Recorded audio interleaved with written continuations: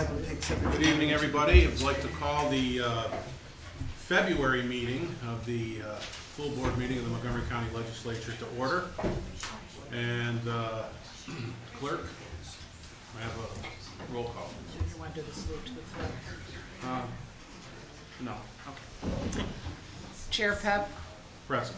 Legislator Kelly, Legislator Sweet, Here. Legislator Allen, Here.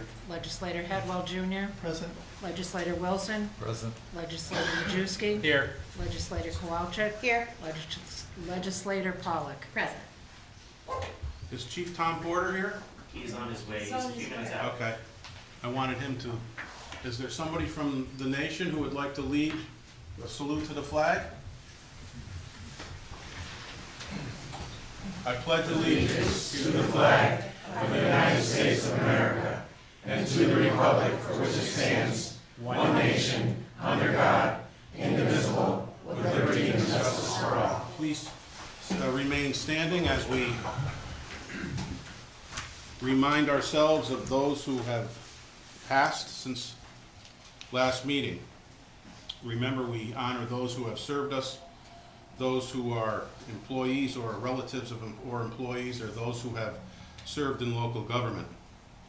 Carson Thompson of Amsterdam passed away on January 25th. He enlisted in the U.S. Army after graduation and deployed to Europe, serving his country during World War II with bravery and honor. Stanley M. Podolak, Sr. of Amsterdam, passed away on February 6th. He served in the U.S. Army from 61 to 63. Ronald Krutz of the town of Florida passed away on February 8th. Ron served his country proudly in the Army Reserve during the Korean War. He was dedicated to his community, where he also served as a Montgomery County Deputy Sheriff. Mr. Robert Nicholas Van Allen of Amsterdam passed away on Thursday, February the 13th. He was called up to active duty and served in the United States Navy from 1953 until 1957 as a hospital corpsman. Alexander Bashi of Amsterdam passed away on February the 13th. Alex enlisted in the U.S. Army, where he proudly served in Austria and Germany from 1954 through 1956. Mr. Joseph Sullivan of Fonda passed away on February the 16th. He joined the Naval Reserve while still in high school and proudly served in the U.S. Navy during the Korean War. During the Korean War, he was assigned to the Service Craft Unit in Newport, Rhode Island. He spent 2 years operating tugboats, yard garbage oilers, yard freighters, and in service to the Naval Fleet in Narragansett Bay. He was honorably discharged when the Korean War ended in 1954. Excuse me. Mr. Wesley L. Cook of Fort Plain. Wesley passed away unexpectedly on February 19th. He was the husband of Montgomery County employee Jill Cook, who is an employee of our legislature. And we mourn his loss as well. John Cherico of Amsterdam passed away on February the 23rd. John served his country faithfully and honorably in World War II.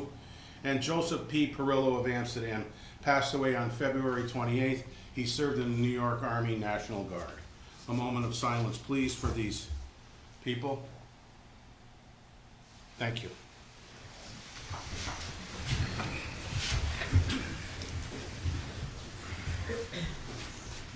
All right.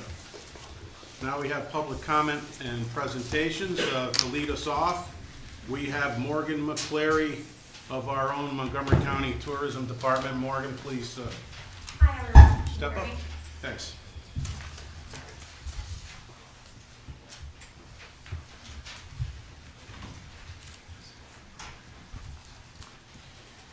Thank you for giving me the opportunity to recap on some of the achievements our tourism department has accomplished since taking the program on in-house.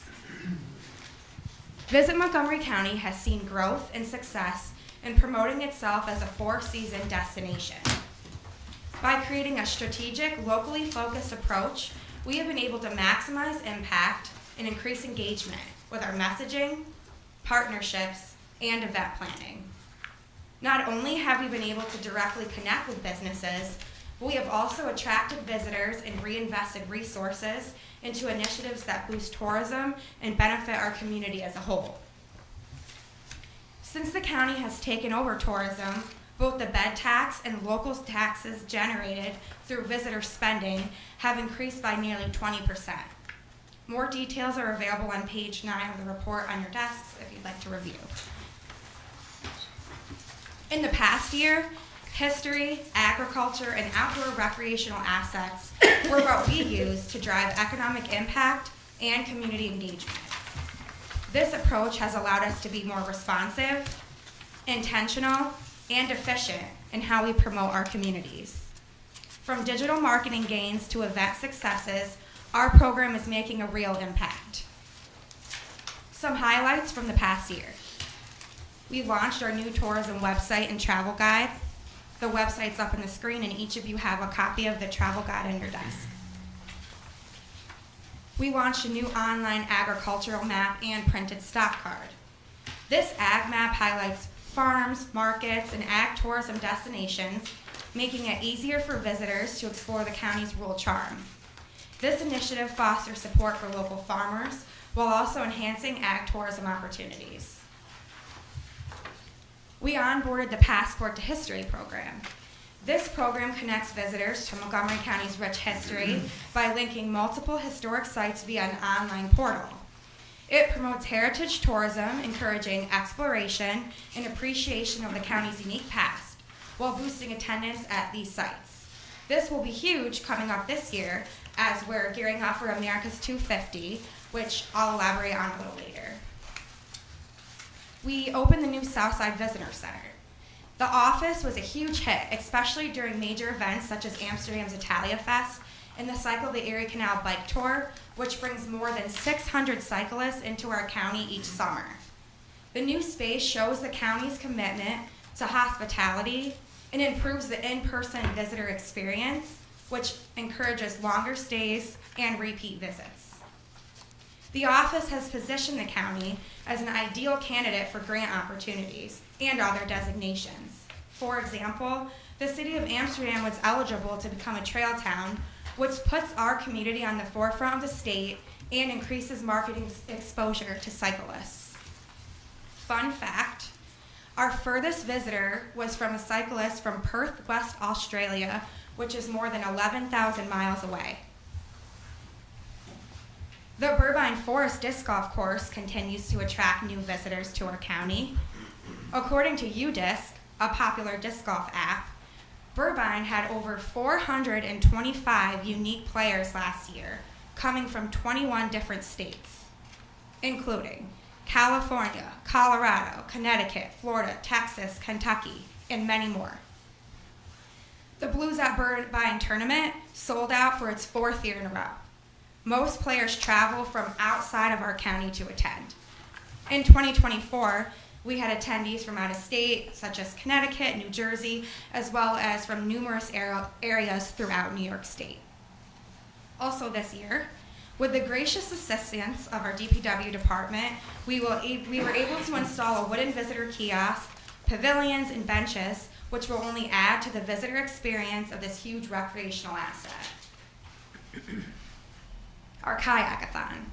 In 2024, the Montgomery County Kayakathon saw significant growth, with participation nearly doubling from 56 to 106 tickets sold, plus additional same-day attendees.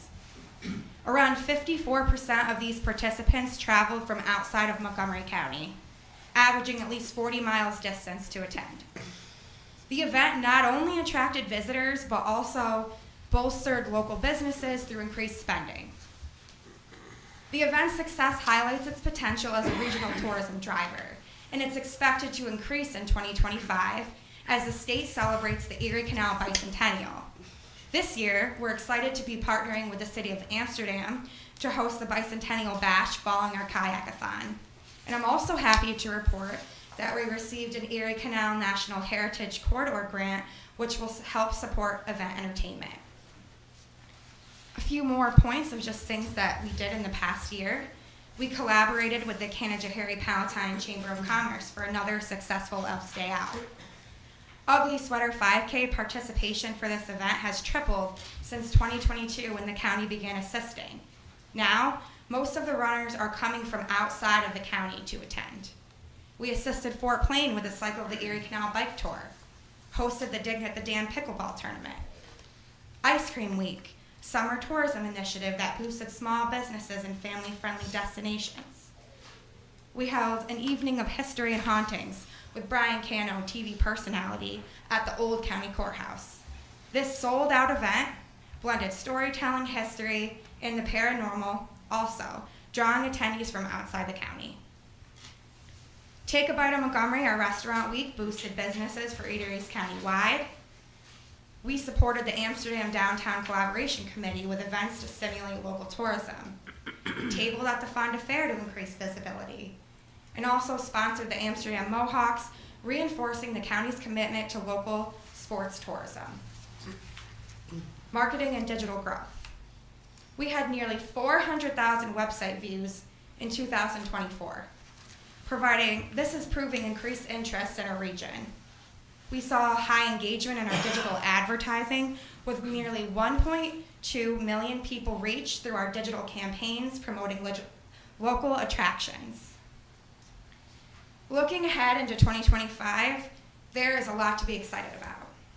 4 new digital kiosks will be installed within the next month in Canajoharie, Fonda, St. Johnsville, and Fort Plain.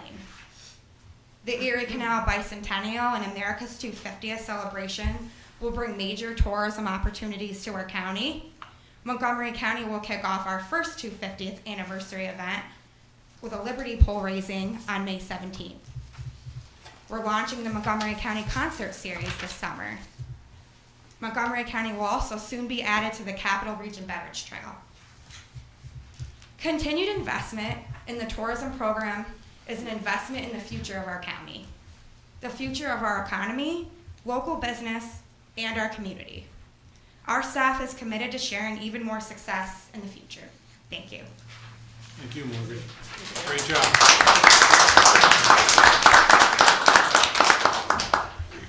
And now, under public comment, we have Corey Nellis of the Montgomery County Soil and Water Conservation. Corey?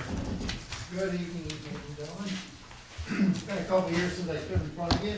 Got a couple new faces, might not recognize me, so not as many people just want to see me stand up here. They know I can go on a little while. But she greased the skids good for me, so maybe it would take quite as long as her. But, I have been working here at the district here, going on 38 years working in soil and water and working with Montgomery County. And I would say the last couple of years have been a pretty great opportunity here in conservation. The money, the availability of grants, the opportunities that we have. You know, so we work hard to get our foot in the door on all these grant opportunities. I had some conversation in my office, and they said, you know, our greatest accomplishment isn't always about the monetary side of what we accomplish. You know, it's not always about how much money we bring in or how many projects we get done. It's about the conservation of our land.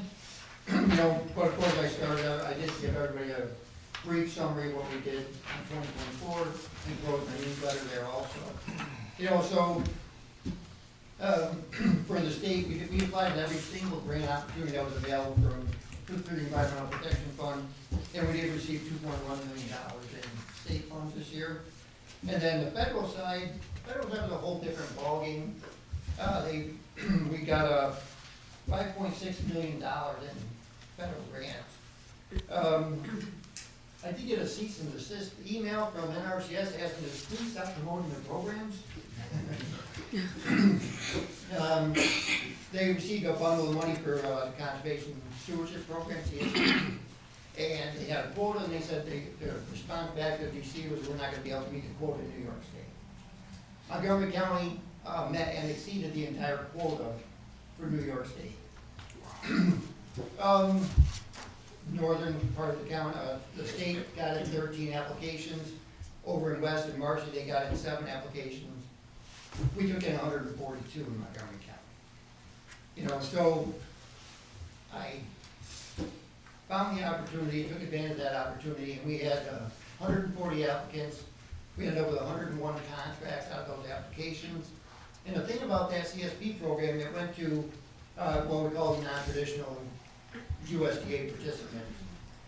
So everybody that applied, that owned land, that did a conservation initiative on their property, got a $20,000 contract So these are small homeowners that own 5, 10, 20 acres. You know, so that $2.1 million in CFP, we met the quota for New York State. Like I said, I did get a nice letter from NRCS saying, please, just stop. Stop doing this to us. They felt that there was some animus there, that I was doing it to support the team, but it's like, and it did take off on its own. You know, once I got the thing rolling, the people just kept coming in. But every customer that came in for an ag assessment or for a tree program, you know, I had them sign up for the application and push the program. And, you know, so you see the accomplishments of just the monetary side of what we accomplished this year. I'm pretty impressed with the staff, and we just finished our round 30 applications, so our first round of grants for EPF for round 30, and that's down here. We did 2.6 million in applications. Last year we only did 2, this year we did 5. I'm not sure how we got so carried away with the application, but you know, last week we were working hard to get all those applications in and get them all processed and get them through the system. It's a little bit of a complex process getting everything in the state system, get them back and get them all done. So we did 2.6 million in applications. You know, I talked to my clerk today and I said, you know, with all the grants that we got in last for 2024 and the applications we put in this year, I have 38 years in. I'm probably a year and a half from retirement, maybe closer, not really sure. But you know, I said, I'm putting down the end date on the contract for 2029. It's like, I'm not going to be here to see the fulfillment of all, you know, the work that we're doing here. But hopefully that work, you know, without my tutelage, will continue. I got some good staff people, good strong team, you know, that makes a real difference in what we're able to do. And obviously, we've always had really good support from the county on our programs and our projects. You know, so you can get a brief synopsis of what we're working on here now. I just got work with Christine Keith as well, and Char and Stella, this, and Lisa in the town of Florida to do the ag rollbacks for ag exemptions on the solar properties. So we're going to start that process here. Sounds like probably this week, maybe early next week, on that process. You know, so we're working on those kind of programs also.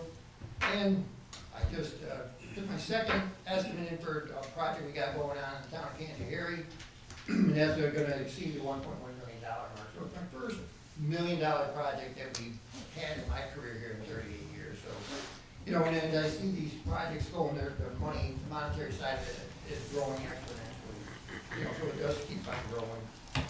And, you know, we got our hydro seeders there, so we're working with all the towns, with the counties.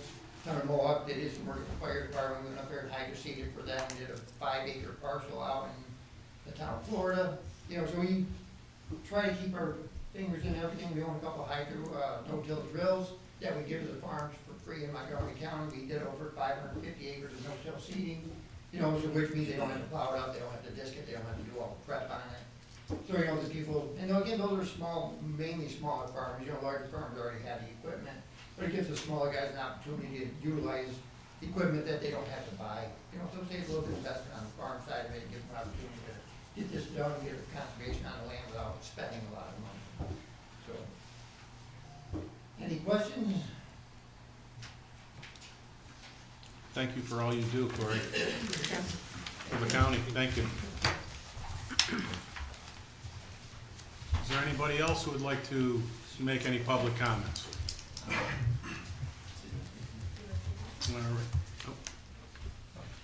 Yep. Just, how are you? State your name and then your comments, please. Thank you. Okay, Edward Watt, Village of Canterbury. For the board's consideration, I prepared this statement. A few years ago, when I started in on community work, I was putting together a roundtable event with several municipalities and other groups, including Gunnajohalege. A friend of mine and I were speaking about Tom Porter's eventual plan to move back north to be closer to family. There was an existential crisis that went with that about what it meant for the Mohawk Valley if there came a day when there were no Mohawk people in it. My friend's comment, simple yet succinct, was, we might as well just call it Valley then. We as a society are often dominated by the idea that the strongest is the one in power, the one who makes the rules, and the one who stands in front of the pack. To challenge that conventional wisdom, I offer the following concept. The strongest is the one who endures against time, against oppression and obsolescence. As a speaker of several languages, I know that language and culture are perspective. For instance, in many European languages, sentence structure is built around the one performing an act or function. We often start our sentences, like this one, with subject pronouns denoting who is doing something. Subliminally, this can cause us to think from the perspective of ourselves first and what effect the action will have on us. Ghanaian Geha, or Mohawk, often starts with the thing being acted upon. In that way, it offers the perspective that we must think of the impact of our actions on others first. Therefore, losing the Mohawk language from our American culture means losing that perspective. In an era of artificial intelligence, what greater lesson could we learn than the importance of protecting such a perspective?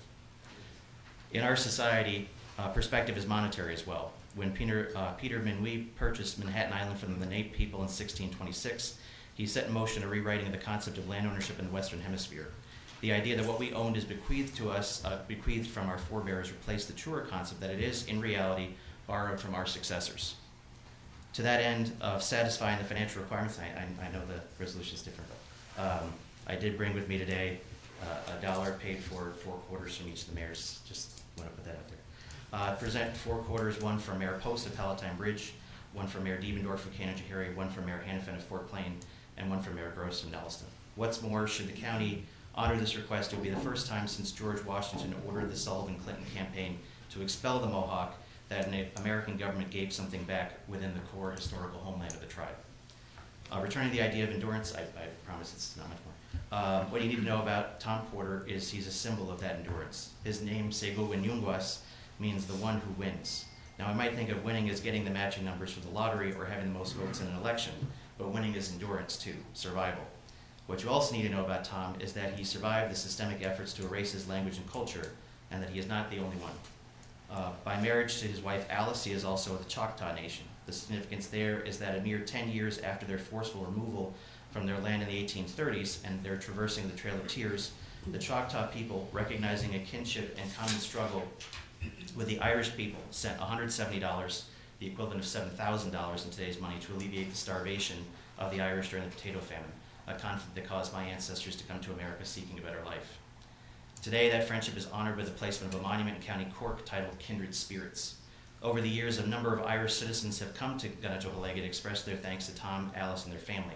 It harkens back to the days of the Palatine Germans who, after escaping forced labor camps in the Hudson Valley, and therefore lacking the financial or political support of the British government, were given food and land by the Mohawk people. The two groups shared a close friendship until the American Revolution. Still, these examples show us that what happened generations ago can yet be righted. Tom and his board, past and present, have kept the dream of restoring the Mohawk people to their homeland alive for the last 30 years. That dream, however, spans back over 200 years. As the county prepares to celebrate its 250th birthday, we must also take note of people who have spent an equal expanse of time dreaming of restoring themselves to their homeland. They have and do endure. As an educator, I've had the opportunity to teach American history, and I believe in letting it stand unvarnished, warts and all. No one came here tonight to rewrite history. The past is gone. The future is not here yet. The present is ours and ours alone. We are here tonight to write the next chapter of this story together. The land in question is useless to the county, landlocked on a hillside with no prospects of development on its own and full of rattlesnakes.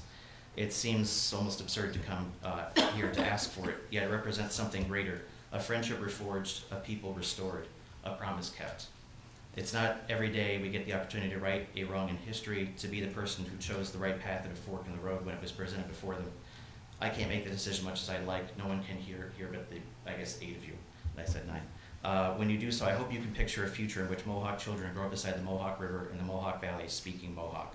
That is something you have the power to help create here tonight. Final paragraph. What I hope the story of Tom Porter, of Ganajohalegge, and of all of us meeting here tonight reminds you is that this story, like the Mohawk people, is going to endure. And whether we are Democrat or Republican, whether our heritage is that of Palatine Germans, Irish, Mohawk, or anything else in between, we are all American. And to the board of Ganajohalegge, who's not sitting in inconvenient spots for me, who has kept this centuries-old dream alive, I thank you for your friendship. There is no Mohawk Valley without you. And I wish to convey to the next generation in Akwesasne, in Ganawage, in Six Nations, and wherever the Haudenosaunee people reside, those who will continue your work, in the words of my people, Kaid Mila Faucha, to you 100,000 welcomes. The Mohawk Valley calls you home, and in our home, may you always have a place. Thank you. Thank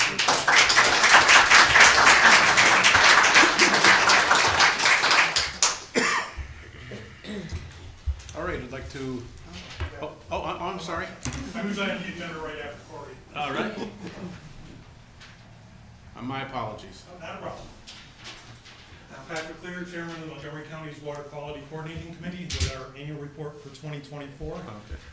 The committee members for 2024 represented Montgomery County Soil Water Conservation District, New York State DEC, Montgomery County Economic Development, and community volunteers. Our committee continues its informational display at Pond Fair, including our annual tree seedling giveaway, which last year gave away 1,500 trees that were generously donated by the New York State DEC Trees for Trips program. The committee held its annual photo contest highlighting the water resources within Montgomery County. This year's winner was Lisa, Montana. The committee also has the Drains to River Storm Drain Stenciling program that is available to schools within Montgomery County. And we also maintain the Water Quality Coordinating Committee Facebook page, providing updates on water-related activities within the county. Thank you for your time. Thank you.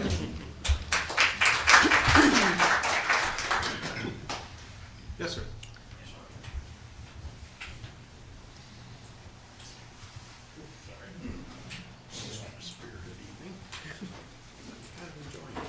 My name is Neil Aaron, Village of Nelson trustee. I'd like to say thank you to you, Chairman, and the ladies and gentlemen of this board for recognizing me and allowing me to speak here tonight. You have a matter of giving back to Iroquois people, or the Mohawk people, excuse me, who have come back home to live with us. 3.4 acres, what I understand, is useless land within our county. They asked for it to preserve their way of life. I think we can help by giving that back. I can remember my grandmother saying how hard life was on the reservation. And she was ashamed to admit her Indian heritage. That's sad. And tonight, you know, we've got a chance to give back to the Mohawks, welcome them home. You know, you and the board members have the power to extend the proverbial olive branch to welcome them home, rewriting history tonight.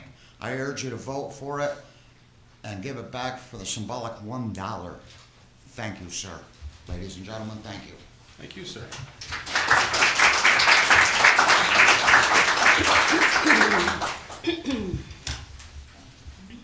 Okay, before I move on, are there anybody else?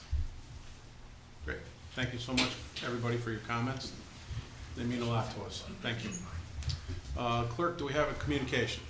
The communication, you all received a copy of a letter from John Rodriguez regarding the land in the town of Mohawk, who couldn't be here tonight, but you've all had that prior to the vote. Thank you. All right, on to some business. Motion from the floor for the approval of all the prior meeting minutes. I'll make a motion. Legislators Sweet and Headwell. Discussion. Hearing none, all in favor? Aye. Opposed? Abstentions? All right, motion from the floor for the acceptance of budgetary transfers. So moved. Legislator Sweet, Legislator Majewski. Discussion. Hearing none, all in favor? Aye. Opposed? Abstentions? All right, motion from the floor for the acceptance of the procurement record. I'll make the motion. Legislator Headwell, Legislator Pollock. Discussion. Hearing none, all in favor? Aye. Opposed? Abstentions? Is there any old business anybody would like to discuss? Under new business, I'd like to put a motion on the floor for the amendment of this evening's agenda for the inclusion of resolution number 74 of 2025. I'll sponsor that motion. Do I have a second? Legislator Sweet. All in favor? Aye. Opposed? Abstentions? All right, we'll encounter that at the end of our slate of resolutions here. On to the resolutions. Resolution number 46, it's amending the 20... Hang on one second. Okay, go ahead. Good. Resolution 46, amending the 2025 operating budget, carryover funds for grant for Round 6 of the Municipal Zero Emission Vehicle ZEV Infrastructure Program. Sponsors were legislators Kowalczyk and Sweet. Discussion. Hearing none, all in favor? Aye. Opposed? Abstentions. Passed. Resolution number 47, amending the 2025 operating budget, carryover funds for grant for the Walter Elwood Nature Trail. I don't see sponsors here on my computer program. Do you have one on the sheet? No. Okay. Well, in light of that, I'll sponsor it. Do I have a second? I'll second. Okay, legislator Kowalczyk. Discussion. Hearing none, all in favor? Aye. Opposed? Abstentions. Passed. All right, resolution 48, amending the 2025 operating budget, carryover funds, farmland protection. Sponsors were legislators Wilson and Kowalczyk. Discussion. Hearing none, all in favor? Aye. Opposed? Abstentions. Passed. Resolution 49, amending the 2025 operating budget, carryover funds for grant for Connect All Regional and Local Assistance Program, Working Capital, New York State Connect All Office. Sponsors were legislators Majewski and Kowalczyk. Discussion. Hearing none, all in favor? Aye. Opposed? Abstentions. Passed. Resolution number 49, amending the resolution number 50, resolution in support of the Harriet Tubman Underground Railroad New York Scenic Byway Nomination and Corridor Management Plan. Sponsors were legislators Pep and Kelly. Discussion. Hearing none, all in favor? Aye. Opposed? Abstentions. Passed. Resolution 51, amending the 2025 operating budget, carryover funding EOD marketing program site selector initiatives. Sponsors were legislators Kelly and Majewski. Discussion. Hearing none, all in favor? Aye. Opposed? Abstentions. Passed. Resolution 52, authorizing the executive to sign memorandums of understanding for tourism booths. Sponsors were legislators Majewski and Kowalczyk. Discussion. Hearing none, all in favor? Aye. Opposed? Abstentions. Passed. Resolution 53, amending the 2025 operating budget, carryover grant funding for microenterprise project, homes and community renewal. Sponsors were legislators Kelly and Sweet. Discussion. Hearing none, all in favor? Aye. Opposed? Abstentions. Passed. Resolution 54, appointing member to the Montgomery County Sanitary District Number 1 Board of Directors. Sponsors were legislators Sweet and Kelly. Discussion. Hearing none, all in favor? Aye. Opposed?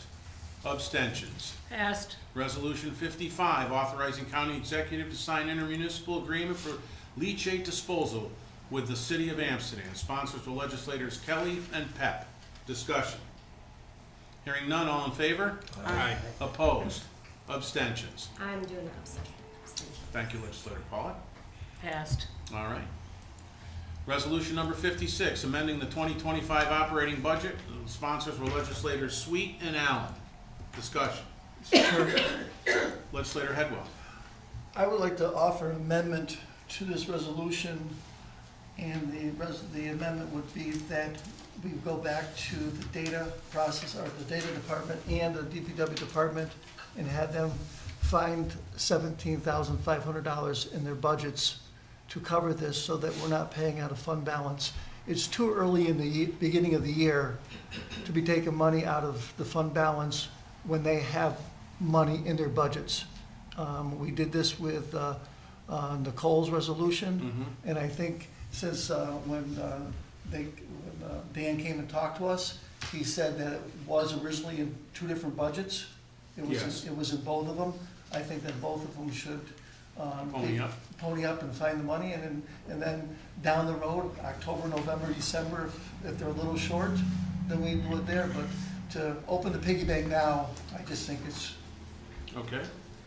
I do recall there was a little urgency with the payment. Wasn't there a bill that had to be paid here that was going to be due soon, through February, with this one carrier? I mean, I have no problem tabling this or whatever we gotta do to get it back to us with a restructure, based on Legislator Headwell's request, but I don't think. Why would it need to, why would it, Mike, why would it need to go back to be restructured if we don't tell them that they need to find the 17,000 in there? Well, I think the resolution is probably gonna have to bear where it's coming from, you know what I mean, and script, you know what I mean, so, Amend it. you would agree with that, Counselor? Yeah, you'd have to do the budget amendment in the resolution. Yeah.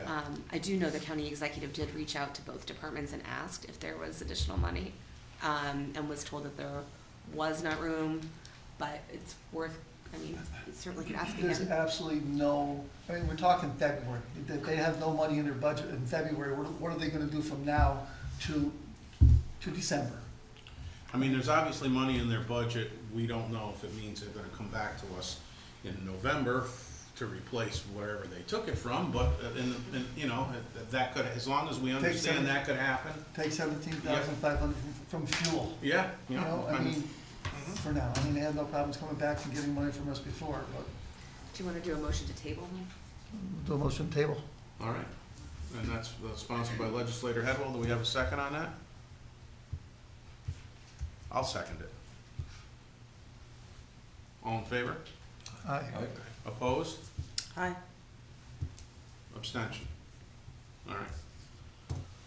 Then we'll look at it again next month. Sure.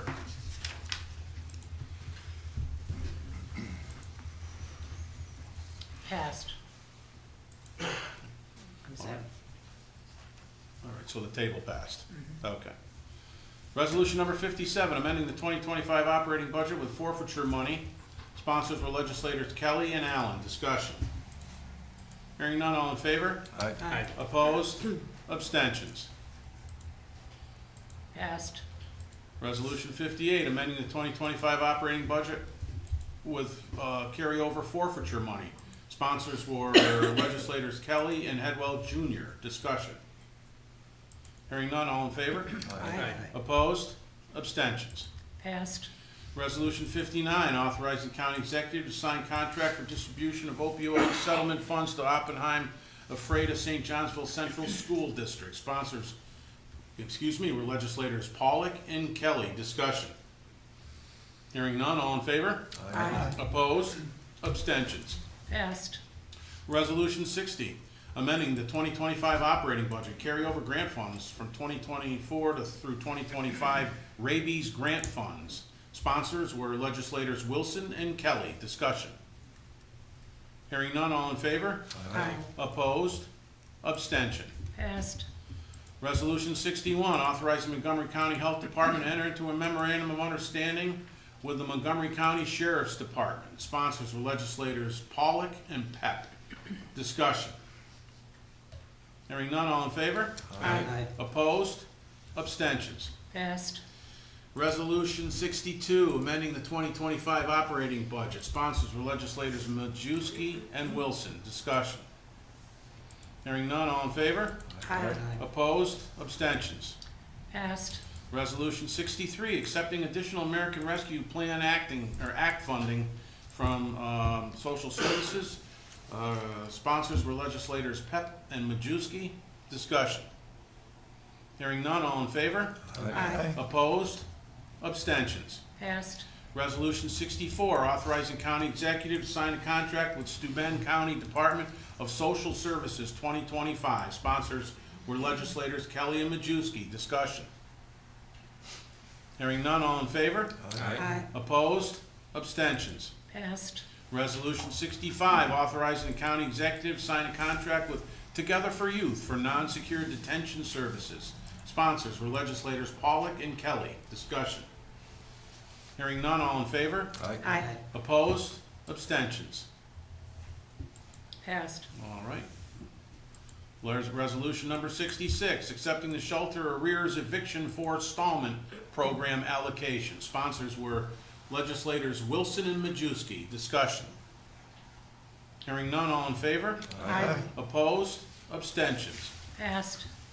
Resolution 67, amending the 2025 operating budget. Sponsors were legislators Pollock and Majewski. Discussion. Hearing none, all in favor? Aye. Opposed? Abstention? Passed. Resolution 68, amending the 2025 operating budget, unallocated insurances. Sponsors were legislators Kelly and Wilson. Discussion. Hearing none, all in favor? Aye. Opposed?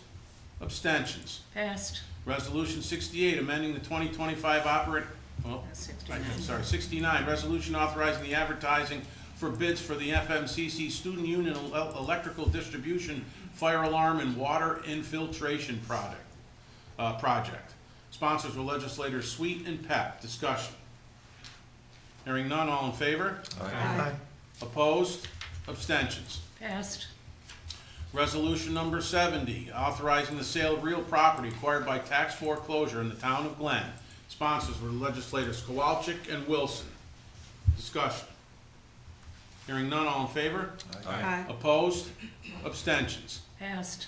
Resolution 71, amending the 2025 operating budget carryover ARPA funds. Sponsors were legislators Pep and Pollock. Discussion. Hearing none, all in favor? Aye. Opposed? Abstentions? Passed. Resolution number 72, approving abstract of audited claims. Sponsors were legislators Pollock and Wilson. Discussion. Hearing none, all in favor? Aye. Opposed? Abstentions? Passed.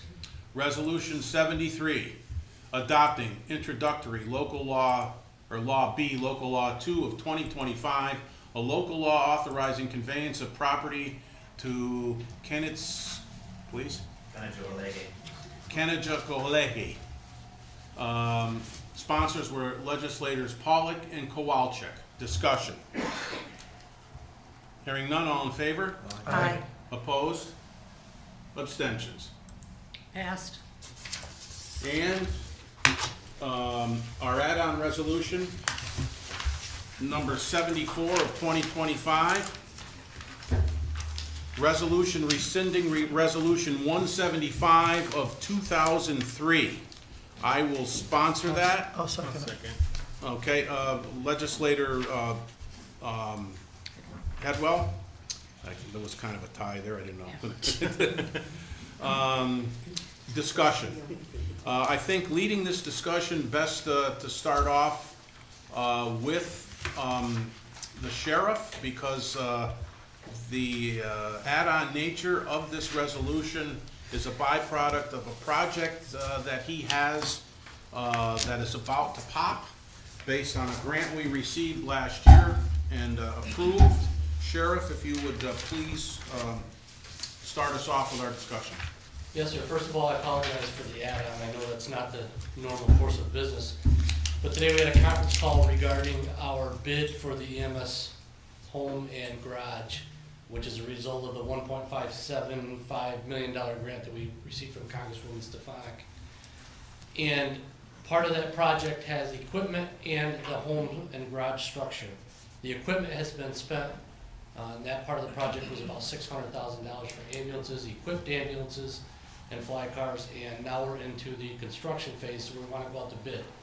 The bid is planned through the architect and with USDA approval for Monday, March 10th, to be advertised. It was brought up, a concern over this resolution, and because we only have $900,000 left. And our goal is to do this entire project without incurring any cost to the county taxpayers, except obviously through the grant system which was obtained. By rescinding this resolution does not mean that we could not award a bid to a union company, but it does mean that we're not mandated to, and it opens up many of our local contractors and companies who we have communicated with already about construction of this project. There's no guarantees that they will be the low bidders, but they would like the opportunity to bid and be a part of the process if applicable. So we reached out to the chairman in hopes that we could have this action take place tonight and put out the RFP on Monday to meet the deadlines to try to get the project started and completed by winter of 25-26.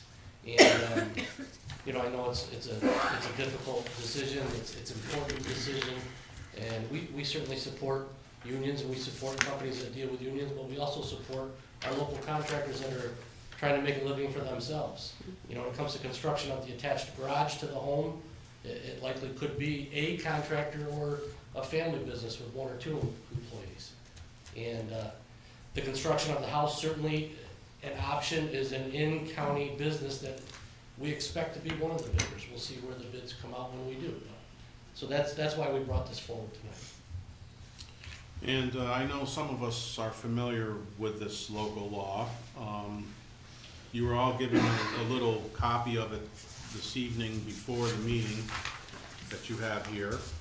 And, you know, without getting into the particulars of it, the reality of it is when it was written, it was a different time. It was 2003. Dollar amounts listed on it are no longer relevant. And also, I think the original intention of it was to make sure that local union workers got jobs when bidding on county business.